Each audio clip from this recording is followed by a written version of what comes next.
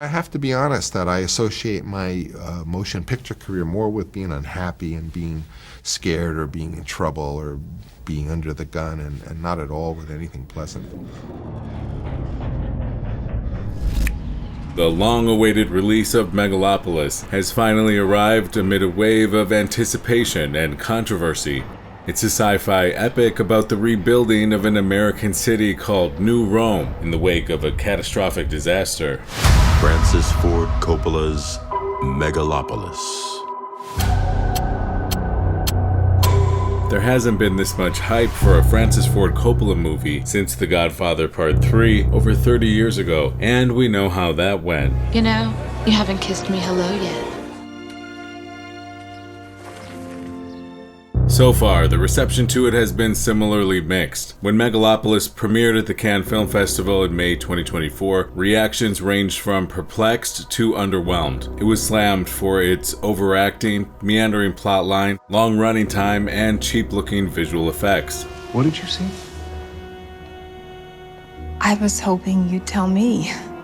The most positive sentiment came from the LA Times, which advised viewers to temper their expectations. Once you let go of the understandable dream of Coppola returning with another masterpiece, there is much to enjoy. I read a review of this movie. I shouldn't read any reviews, but someone showed me one, and it was all about how terrible all the performances in this movie, and basically they didn't like anybody. They didn't like any. And I just wondered what the standard of a good performance if those performances were bad.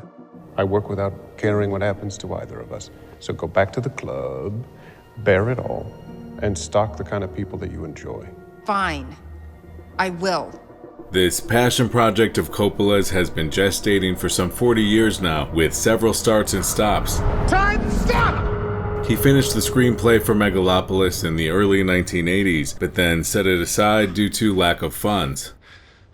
Then in 2001, the financing came together and it went into pre-production. Hours of second unit footage was shot, and there was even a big table reading with the likes of Paul Newman, Uma Thurman, and Robert De Niro. You got a gift, my friend.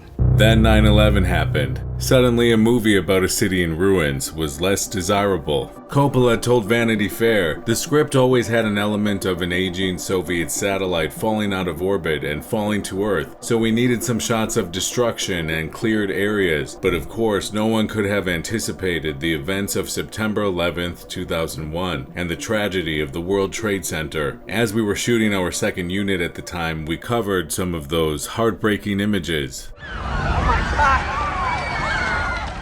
Megalopolis would go back on the back burner until 2019, when Coppola felt the timing was right. Then the pandemic happened, so principal photography didn't actually begin until November 2022, with Adam Driver and Giancarlo Esposito cast in the main roles. Now, time.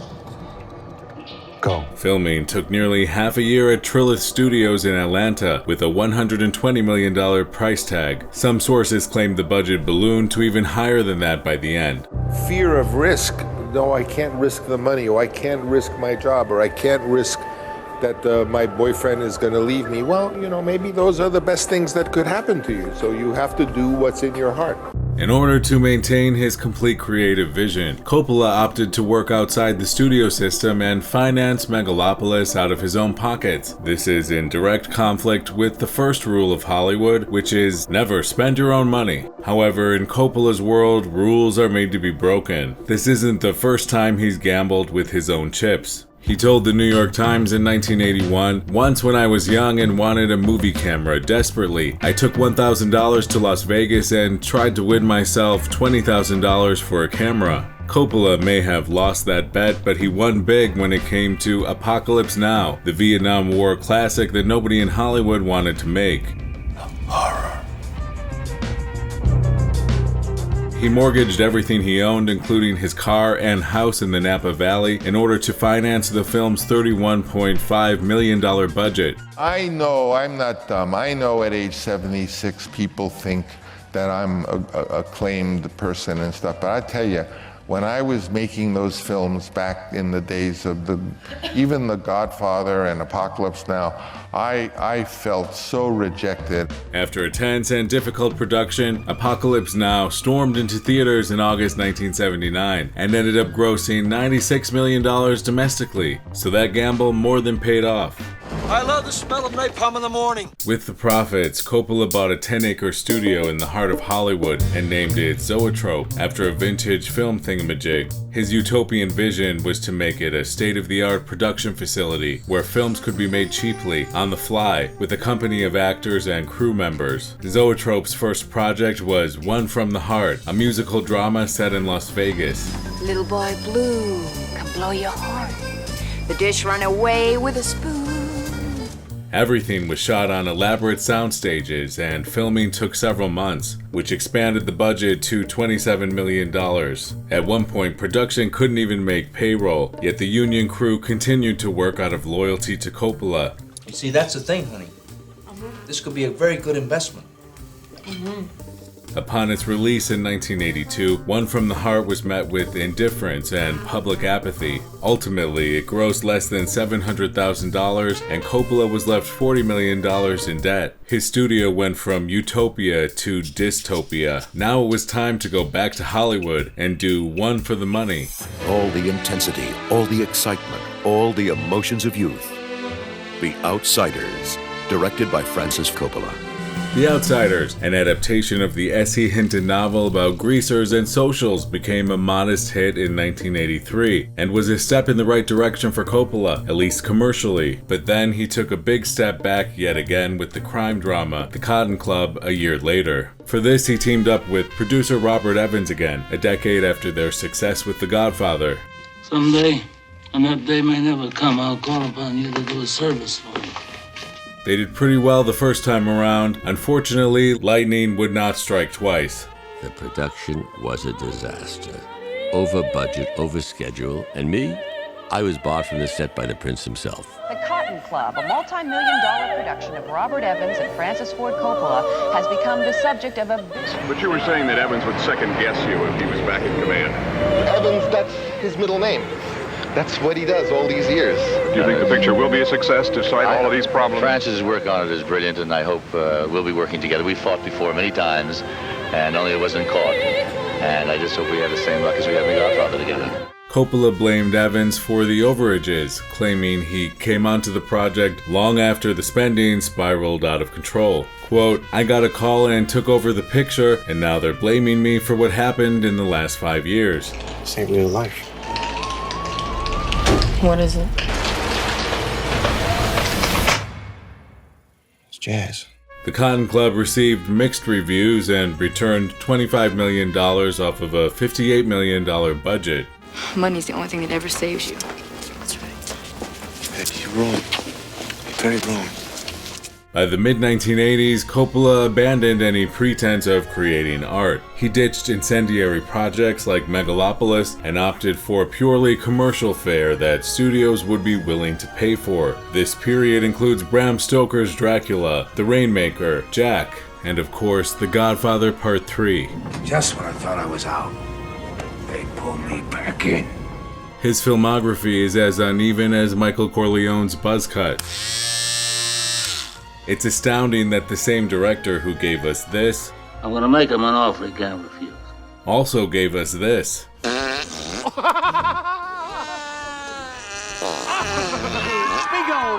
Be gone! I'll get out of here. By the year 2000, Coppola had paid his dues in Hollywood and was finally out of debt. This was also thanks in large part to his growing wine empire. If you can believe it, he's made way more money selling Pinot Noir than making movies. It was seemingly perfect timing to start tackling Megalopolis, but as I mentioned before, 9/11 delayed those plans for 20 years. In the meantime, Coppola self-funded a string of personal movies that came and went with little fanfare. All that matters is knowledge and the perfection of the human being. So you're saying that the end justifies the means? There is no other way.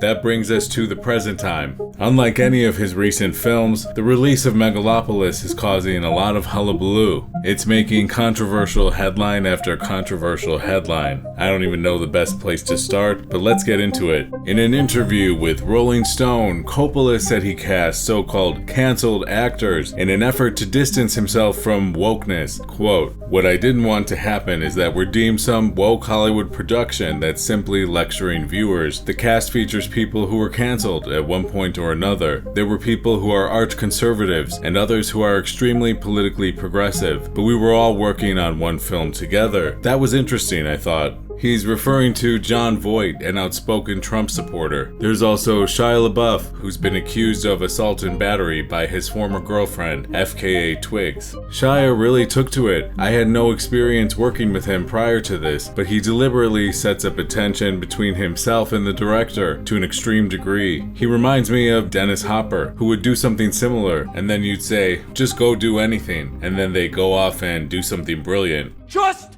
do it! Don't let your dreams be dreams. The fact that Coppola is willing to work with canceled people is nothing new. He's always put talent above any other character flaws. Take the case of Victor Salva. This is the most extreme and disturbing example of that. Way back in the late 1980s, Coppola saw a short film called Something in the Basement, made by a student named Victor Salva. He loved it and took the budding filmmaker on as his protege. Coppola then funded Salva's first full-length feature, a horror movie called Clown House. He even allowed the production to film at his home in Napa Valley. What occurred on set, however, was scarier than anything in the movie. As filming was near completion, it came to light that Salva, who was 29 years old at the time, had been molesting the movie's 12-year-old star, Nathan Forrest Winters. Authorities even found videotaped evidence among Salva's possessions. He confessed to the shocking crime and was sentenced to 3 years in prison, of which he only served 15 months. Coppola supported his friend every step of the way. In a 2006 interview with the LA Times, Coppola spoke about the experience. "I didn't know anything improper was going on, although I witnessed some things that caused me to raise an eyebrow. Only in retrospect did things really add up. But he has a real gift as a filmmaker. The punishment has been completed, and he should be a citizen again." While you would think being a convicted pedophile might make you a pariah in Hollywood, Salva was able to continue his career right where he left off, thanks to the financial and moral support from his famous mentor. Despite public protests from his victim, Nathan Winters, his movie Powder became a big sleeper hit in 1995. He followed that up with an even bigger hit in 2001 with Jeepers Creepers. You think he's dead? They never are. Jeepers Creepers. Coppola was instrumental in getting it made. In the same LA Times interview, he said, "Some of the financing for the film fell through. One of the actors resigned when he learned about the case. So I helped Victor get the job. I was criticized for it, but my attitude is, he has a talent, and that talent in itself is good. We don't have to embrace the person in believing that their art is a contribution to society." I was going to hire Brad to do some storyboarding, basically. Well, Brad came in the first day, and he had 3 or 4 pictures of the creature based on the script. The first one we saw was just so awesome that we immediately emailed it to Francis, who emailed us back and said, "Oh my God, this is great." As a producer, Coppola made a lot of money off Jeepers Creepers and its sequel, and Salva kept on making movies. The same cannot be said for former child actor Nathan Winters, who became Coppola's enemy and quit the business. At some point, Coppola filed a lawsuit against my family for $5 million for some breach of contract or something. In fact, once the film was, because I still had to go and do all the overdubs. So after he was arrested, so I still had a month's worth of work at Coppola's house every single day for 8 or 9 hours. Which time I was like blackballed, told I'd never work in the industry again, and it was incredible. Perhaps some of the controversy behind Jeepers Creepers helped its box office. Another rule in Hollywood is there's no such thing as bad press. That's good news for Megalopolis because the train just doesn't stop. First, there were minor controversies, such as the rumor that real footage of 9/11 made it into the movie, or that he unceremoniously fired the entire VFX crew halfway through filming due to creative differences. Then the stories got worse. In May 2024, The Guardian published an article alleging that Coppola's on-set behavior with women was wildly inappropriate. The worst of it came during a nightclub scene when he was trying to kiss female extras without their consent. Supposedly, producer Darren Demetre explained that it was his way to help inspire and establish the club atmosphere, adding, "I was never aware of any complaints of harassment or ill behavior during the course of the project." Kissing seems to be Coppola's method for breaking the ice. Take a look at this old clip from a 1996 interview with Bobby Wygant. Are there still some things that you want to do and that you have a deep craving to do?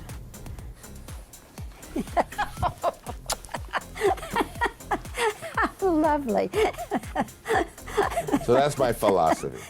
The story further gained momentum in July 2024 when Variety obtained video footage of the nightclub incident and published it along with a scathing article. One actress who was there, named Lauren Pagoni, said his kisses left her in shock, while another actress, Raina Menz, claimed his behavior never made her or anyone else she knew uncomfortable. Coppola vehemently denies the allegations. He's currently suing Variety for libel, asking for $15 million in damages. To see our collective efforts tainted by false, reckless, and irresponsible reporting is devastating, he said in a statement. Coppola is getting used to having to do damage control. In 2020, Winona Ryder talked about her experience on the set of Dracula. She recalled a scene where she was supposed to be crying. The princess, she's a river filled with tears of sadness and heartbreak.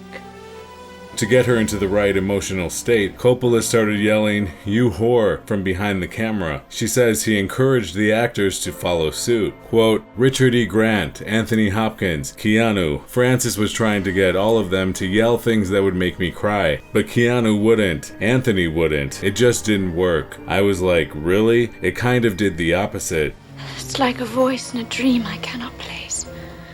Coppola didn't sue her, but he did respond to her via Entertainment Weekly. While I think Winona is a wonderful actor, the incident she described is not how it happened, and shouting or abusing people isn't something I do as a person or as a filmmaker. Coppola says he asked Gary Oldman to whisper horrific things to her in character as Dracula.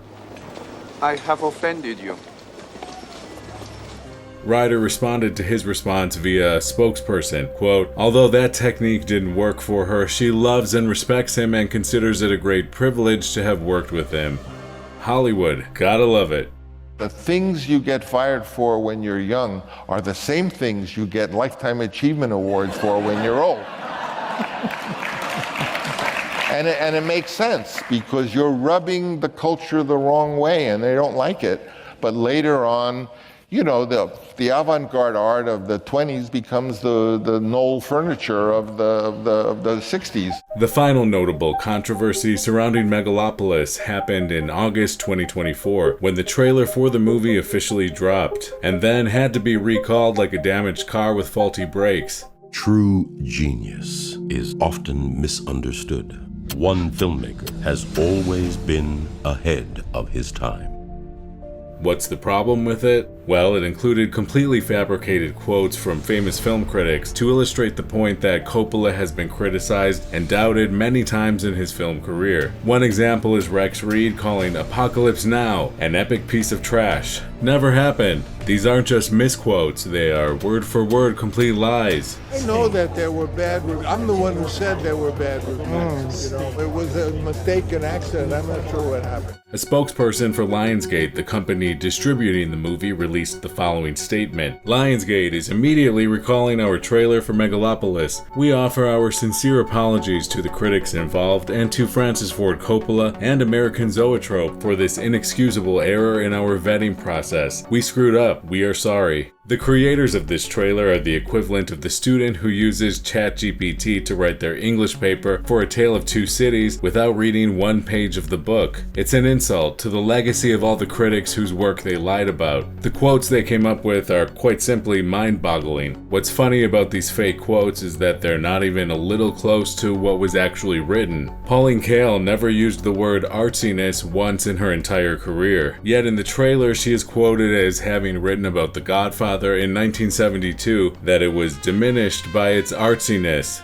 Here's what she really wrote about the movie in her rave review for The New Yorker. If ever there was a great example of how the best popular movies come out of a merger of commerce and art, The Godfather is it. The made-up quotes are an embarrassing blunder that overshadowed the movie they were trying to sell. They wanted people to think, gee, look at all those dumb critics who wrote negative reviews about Coppola's classic films. They must be wrong about Megalopolis too. I knew the film was not like other films that are out. I couldn't say, well, let's make it more like such and such, because I didn't have the example.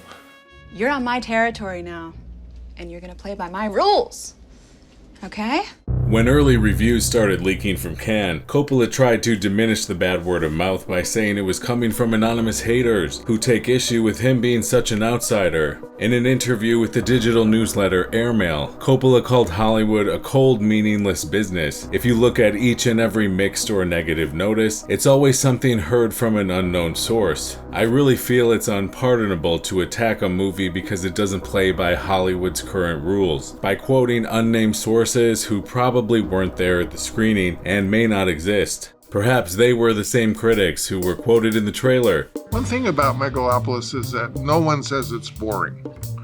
That's very important because it's not boring, which I don't think it is, that a lot of people say, wow, I want to see it again. And I think every time you see it, it's a little different, and there's more in it to get out of it. And I think that's what's going to happen. And a little bit is what happened with Apocalypse, is that there are people who love the film. People who say, I don't know what I think, they'll see it again. And eventually they'll find something in it because there's a lot in it. Coppola needn't worry about the reception to Megalopolis. Like any other art form, film is and always will be a subjective medium. Some people will hail it as yet another masterpiece from a legendary director, while others will call it a confusing snooze fest. The only lingering question is whether the movie will ultimately be profitable. If Coppola comes out in the green, we may see another ambitious art film from him down the line. But if he comes out in the red, then get ready for The Godfather Part 4. Update. The movie lived up to its nickname, Megalopolis, and bombed at the box office. It earned a paltry $4 million opening weekend, just $116 million to go. When the smoke clears, I wouldn't be surprised if Coppola hangs up his beret and sells the streaming rights. Or he may take the loss, keep ownership, and do some re-editing. It's what he tends to do with his poorly received movies. So this is not the end for Megalopolis, but it is the end of this video. What do you think of Coppola and the controversy surrounding his latest magnum opus? Are there any other movies of his you find over or underrated? Let us know in the comments. Thanks for watching. If you enjoyed this video, please like and subscribe, and we'll see you on the next one.